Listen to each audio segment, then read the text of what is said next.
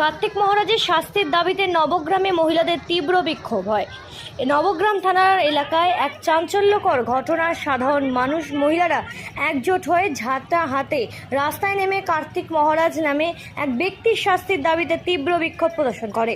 ধর্ষণের অভিযোগে অভিযুক্ত কার্তিক মহারাজকে অবিলম্বে গ্রেপ্তার করতে হবে, এমনটাই দাবি জানিয়ে এদিন নবগ্রাম থানার সামনে বিক্ষোভ মিছিলে সামিল হন মহিলারা। এদিন নবগ্রাম থানা এবং বেলডাঙ্গা থানার আধিকারিকরা কার্তিক মহারাজকে নোটিশ দিতে গেলে তাকে বাড়িতে পায়নি। জানা গিয়েছে তার ব্যক্তিগত সহকারীও নোটিশ গ্রহণ করেনি। এর পরিপ্রেক্ষিতে আজ সকালে নবগ্রামের মহিলারা স্বতঃস্ফূর্তভাবে সংগঠিত হয়ে রাস্তায় নেমে প্রতিবাদে সামিল হন।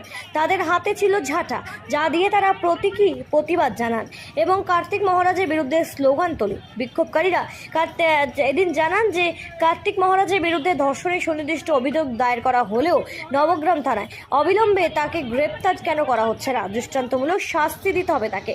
আইন শৃঙ্খলা রক্ষাকারী বাহিনীর পক্ষ থেকে দ্রুত পদক্ষেপ না নেওয়া হলে বৃহত্তর আন্দোলনের পথে সামিল হবে না, এমনটাও কিন্তু এই দিনের এই প্রতিবাদের মধ্যে থেকে আওয়াজ তোলা হয়। আর এই ঘটনাকে কেন্দ্র করে নবগ্রাম থানা এলাকায় ব্যাপক চাঞ্চল্যের সৃষ্টি হয়।